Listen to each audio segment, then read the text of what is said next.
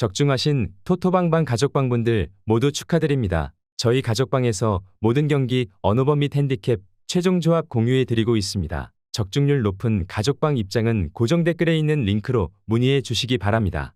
8월 10일, 11일 해외 축구 6경기 분석 시작하겠습니다. 첫 번째로 맨체스터 유나이티드 대 맨체스터 시티 경기 알아보겠습니다. 먼저 맨유는 FA컵에서 맨시티를 잡고 커뮤니티 실드로 올라왔다. 당시에는 맨유가 중원 주도권을 내주는 상황에서 롱킥으로 상대의 약점을 공략해서 승리를 거둔 바 있었다. 물론 당시에는 맨시티가 디아스를 벤치로 돌리는 이해하기 어려운 선택을 했고 현재 센터백에 상당히 누수가 많은 상황이라 맨유가 오히려 수비진 구성에 애를 먹을 가능성이 더 커 보이는 것이 사실이다. 이어서 맨시티는 디아스에게 수비적인 안정감을 크게 의존하는 면모가 있다.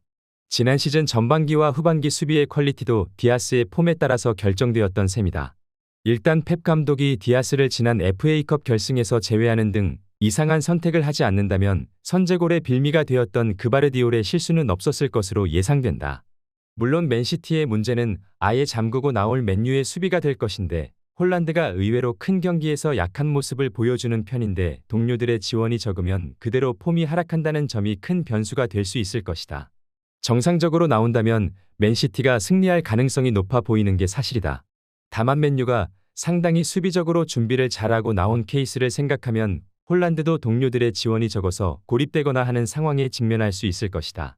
그래도 디아스가 또 선발에서 제외되는 등의 의아한 선택이 아니면 맨시티가 수비적으로 안정세를 가져가면서 여유로운 경기 가능할 것이다.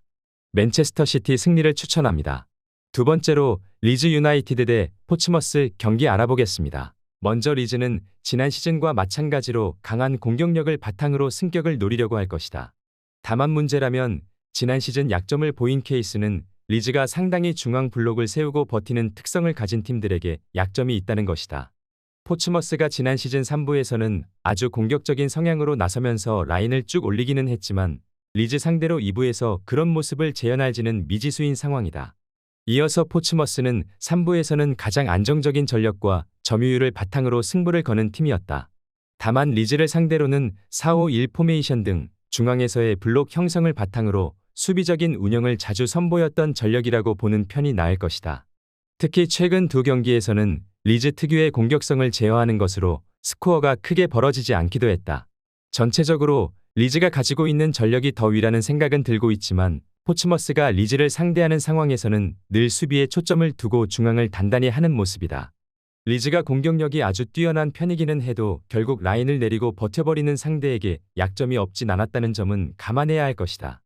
리즈 유나이티드 승리를 추천합니다. 핸디 언어버 및 최종 조합 받아보실 수 있는 가족방 입장 방법 알려드리겠습니다. 먼저 영상 하단의 댓글을 클릭해 주세요. 두 번째로 댓글 속 가족방 링크를 클릭해 주세요. 마지막으로 채팅 참여하기 누르신 후 메시지 주시고 답장 기다려 주시면 가족방 입장 도움드리도록 하겠습니다. 그럼 분석 이어가 보도록 하겠습니다. 세 번째로 페예노르트 대 빌럼 경기 알아보겠습니다. 먼저 페예노르트는 PSV를 상대로는 난전 끝에 승부차기 승리를 거두었다. 상대의 강한 압박에 주도권을 크게 내주었지만 오히려 공격 전개에서는 페예노르트가 더 앞서는 모습을 보여줬다. 3백으로의 변환이 어느 정도 수비적인 혼란을 가져온 감은 있으나 16개의 슈팅 중 11개를 유효 슈팅으로 만들어내면서 화력전에서의 강점은 꾸준히 유지를 하는 모습이었다. 이어서 빌럼은 2부 리그에서는 강호의 역할을 했음은 분명하다. 다만 1부에서의 상위권과 하위권의 격차가 큰 리그 특성상 2부에서 탑독인 팀들도 1부에서는 강제적으로 롱볼 양상의 경기를 치르는 경우는 상당히 많았던 편이다. 엠맨 같은 팀들도 1부에서는 롱킥 이외에는 별다른 수를 내지 못하면서 한 시즌 만에 강등이 된 바 있었다.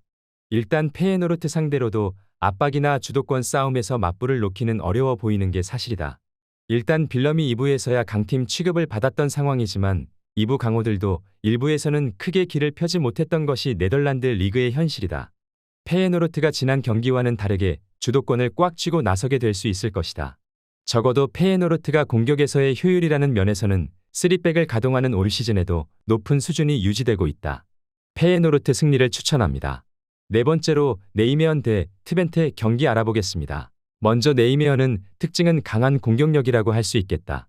물론 이 때문에 늘 수비적인 약점은 지고 가는 성향이기는 한데 그럼에도 PSV나 페예노르트 같은 강호를 상대로 화력전이 된다는 특성은 무시하기 어려울 것으로 보고 있다. 특히 네이메어니 트벤테가 점유를 가져가는 상황에서도 강점을 크게 드러낼 수 있는 것이 네이메어는 점유를 잡는 것에 크게 매달리지는 않는 편이다. 이어서 트벤테는 전체적으로 지난 시즌에도 원정에서의 힘이 좀 떨어지는 형국이었다. 원정에서도 점유를 못 가져간다거나 하는 것은 아니었지만 결국 강호들의 강한 공격성을 커버하는 것을 어려워했다는 점은 확인할 수 있었다. 6위 이상의 팀을 상대로는 지난 시즌 원정에서도 승리를 거두지를 못했고 지난 주중에 잘츠부르크와의 원정길이라는 점도 체력적으로는 부담이 될 여지가 있다. 트벤테가 원정에서는 다소 흐름이 좋다고 보기는 어려운 상황이기도 하고 특히 상대의 공격성을 억제하는데 상당히 애를 먹을 가능성이 높다.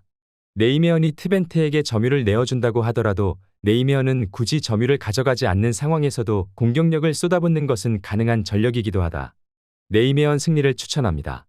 핸디 언어버 및 최종 조합 받아보실 수 있는 가족방 입장 방법 알려드리겠습니다.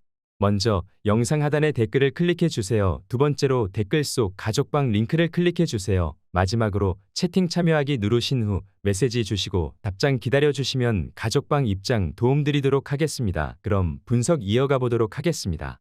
다섯 번째로 알메러시티 대 알크마르 경기 알아보겠습니다.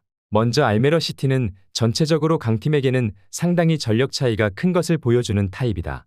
중앙에서의 전개나 주도권을 쥐는 것을 대체로 선호하는 타입인데 강호들을 상대로는 중앙에서의 전개를 보장하기 어렵다는 것이 결국 알메러시티의 발목을 잡는 상황이다.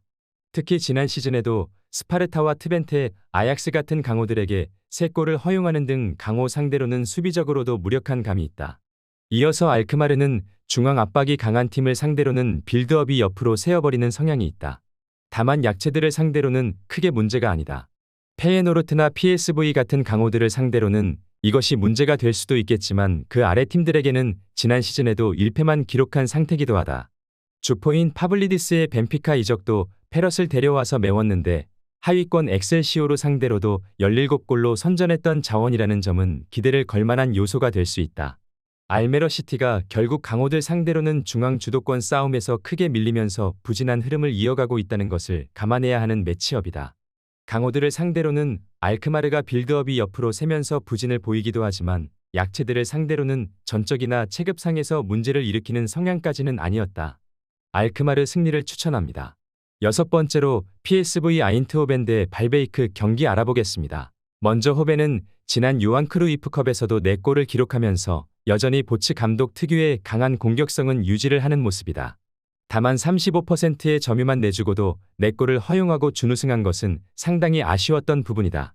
지난 시즌에는 압박으로 상대 진영의 상대를 가둬버리고 가는 능력치가 상당히 좋았는데 지난 경기에서는 유효 슈팅만 10개 이상을 내주는 등 지난 시즌에 비해서는 안정성이 좀 떨어져 보이는 상황이다.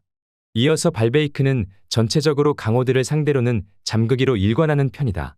다만 발바이크의 수비를 강호들이 어려워하지 않았다는 점이 문제가 될 것인데 위트레흐트나 알크마르 같은 팀들도 발바이크 상대로는 다득점 상황을 무리 없이 만드는 모습을 보여주기도 했다.